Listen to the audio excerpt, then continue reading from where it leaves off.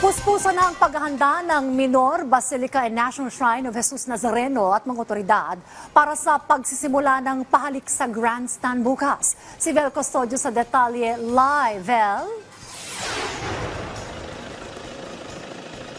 Dayan, tuloy-tuloy ang paghahanda ng pamunuan ng Minor Basilica and National Shrine of Jesus Nazareno para sa pagsisimula ng pahalik simula bukas dito sa Quirino Grandstand.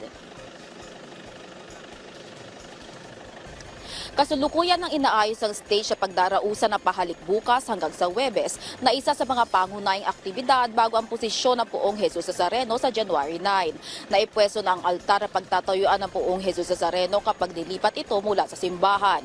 Maaga rin nagtipon-tipon ng mga kabataan na mag-perform sa mga aktibidad simula bukas. Patuloy naman ang paglilinis sa Metro Manila Development Authority at Department of Public Services ng Maynila para panatilihin ang kalinisan dito sa grandstand.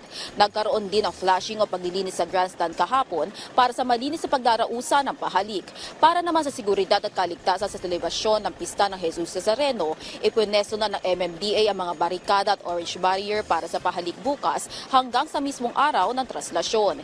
Ipatutupad ang gun ban at liquor ban mula January 8 hanggang January 11 sa paligid ng Basilica Minor at pambansang labanan ni Jesus Nazareno mula January 8 hanggang January 10.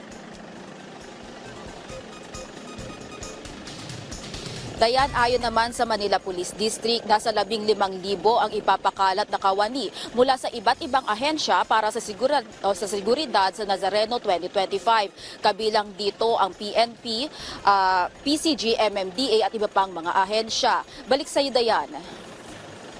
Maraming salamat, Vel Custodio.